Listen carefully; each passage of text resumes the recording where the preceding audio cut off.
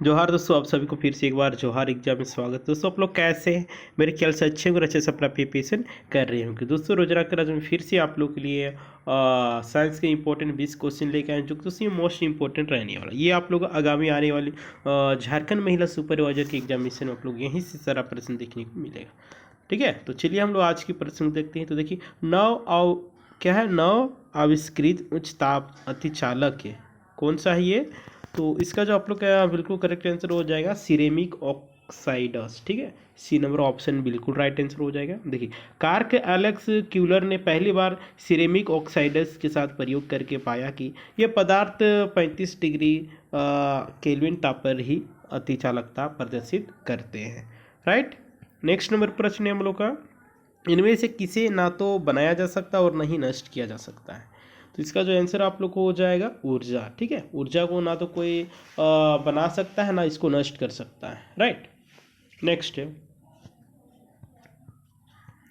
यदि एक बंदूक से गोली चलाई जाती है और बंदूक पीछे की ओर आती है तो बंदूक की गतिज ऊर्जा क्या होगी? यदि एक बंदूक से गोली चलाई जाती है और बंदूक पीछे की ओर आती है तो बंदूक की गतिज ऊर्जा को क्या कहेंगे? तो इसका जो आप लोग का करेक्ट आंसर हो जाएगा गोली से कम। ठीक है, गोली से कम लगेगा इसमें, इसीलिए डी नंबर ऑप्शन बिल्कुल राइट आंसर। ठीक है, देखिए, किसी माध्यम में ध्वनि तरंग की आवृत्ति को बढ़ाया जाए तो ध्वनि तरंग की तरंगदैर्घ्य में कमी आएगी।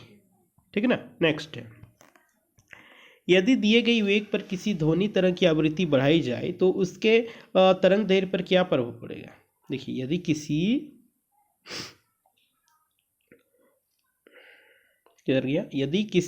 एक वेग पर किसी ध्वनि तरंग की आवृत्ति बढ़ाई जाए तो इसके तरंगदैर्घ्य पर क्या प्रभाव पड़ेगा? तो ये आप लोग को बता देना, इसके तरंगदैर्घ्य में कमी आएगी। ठीक है, इसीलिए डी नंबर ऑप्शन जो होगा बिल्कुल करेक्ट आंसर हो जाएगा।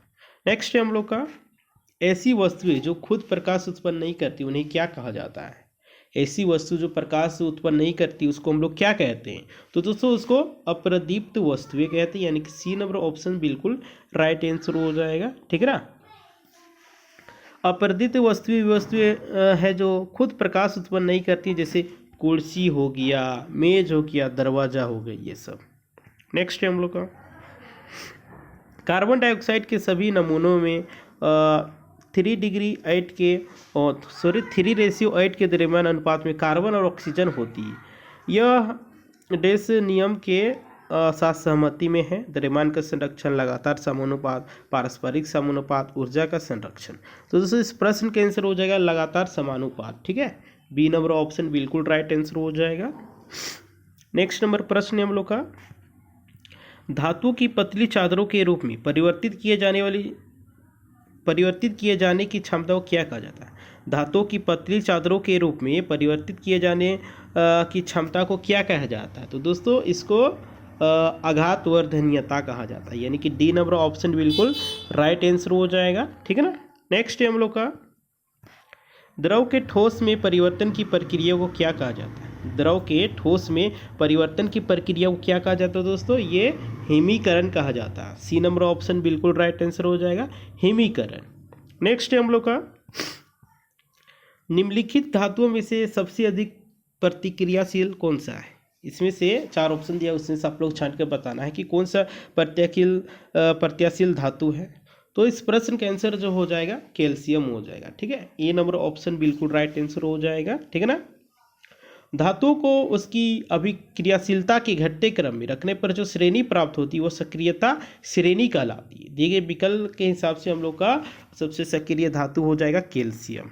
नेक्स्ट है हम लोग का, लोहा जो कि गुणों में कोबाल्ट और निकल जैसा होता है को इन तत्वों से बहुत दूर रखा गया, यह किसकी कमियों में से एक था? तो इस प्रश्न का आंसर हो जाएगा आप लोग का न्यूक्लैंड्स का ऑक्टेव्स नियम। ठीक है, बी नंबर ऑप्शन बिल्कुल राइट आंसर हो जाएगा। ठीक है ना। नेक्स्ट है हम लोग का, वृक्षों में सामग्री के परिवहन में सहायक ऊतकों का क्या कहा जाता है? वृक्षों में सामग्री के परिवहन में सहायक ऊतक को क्या कहा जाता है दोस्तों? तो इसका जो आंसर आप लोग को रह जाने वाला है संवहनी ऊतक। ठीक है, क्या हो जाएगा? संवहनी ऊतक, यानी कि बी नंबर ऑप्शन बिल्कुल राइट आंसर हो जाएगा। नेक्स्ट प्रश्न है, मेंडल ने F1 पीढ़ी के पौधों से F2 वंशज डेस की पद्धति द्वारा प्राप्त किया।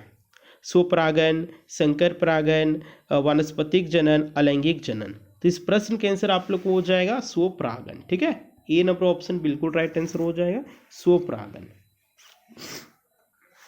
ग्रेगर जॉन मेंडल को आनुवंशिक का जनक कहा जाता है, जैसा कि आप सभी को भली बात ही पता होगा, नहीं पता होगा तो आप लोग जान लीजिए। नेक्स्ट है हम लोग का जीवधारियों में नई प्रजाति का क्रमिक विकास करने की संभावना इनमें से किसकी अधिक है? जीवधारियों में नई प्रजाति का क्रमिक विकास करने की संभावना इनमें से किसकी है दोस्तों? इसका जो आंसर आप लोग हो जाएगा द्विवर्ण अणुओं का विभाजन। ए नंबर ऑप्शन बिल्कुल राइट आंसर हो जाएगा। ठीक है ना। नेक्स्ट है हम लोग का जंतुओं का कौन सा समूह विशेष रूप से मुक्त रूप से रहने वाली समुद्री जीव है? जंतुओं का कौन सा समूह विशेष रूप से मुक्त रूप से रहने वाली समुद्री जीव है? Arthropoda, Echinodermata, Mollusca, Nematoda. तो इस प्रश्न का आंसर हो जाएगा आप लोग का एकिनोडर्मेटा, यानी कि बी नंबर ऑप्शन बिल्कुल राइट आंसर हो जाएगा। ठीक है, देखिए संघ एकाइनोडर्मेटा के जंतु पूर्णतया समुद्री होते हैं। एकाइडोर्मेटा सामान्यतः समुद्र जीव होते हैं जो कि समुद्र के स्थित जल में सतह पर पाए जाते हैं। नेक्स्ट है हम लोग का मानव शरीर में निम्न में से किसका आकार सबसे बड़ा है? मानव शरीर में 4 ऑप्शन दिया हुआ है, उसमें से आप लोग छाट के बताना है कि कौन सा सबसे बड़ा है। ठीक ना।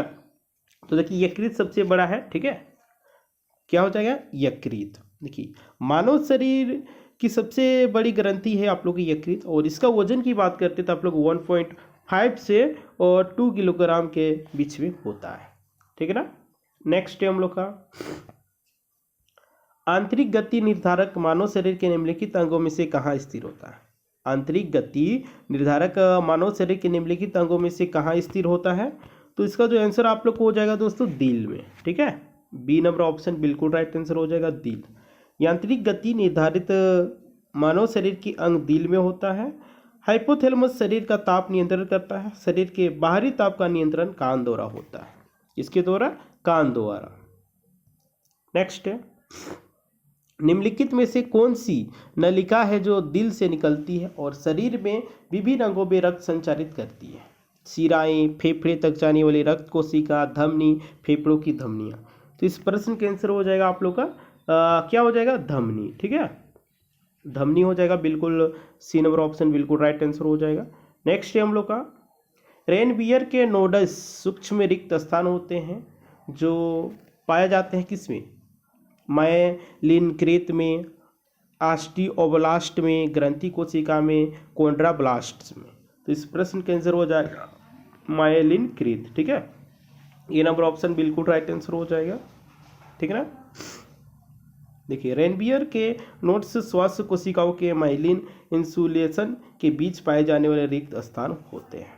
नेक्स्ट है हम लोग का भाषा जो एक कंप्यूटर समझ सकता है वह कौन सा है? भाषा ये आप लोग मशीन भाषा ही समझ सकता है। ठीक है, कंप्यूटर मशीन भाषा की समझ सकता है, अदरवाइज दूसरी भाषा को नहीं समझ पाता है।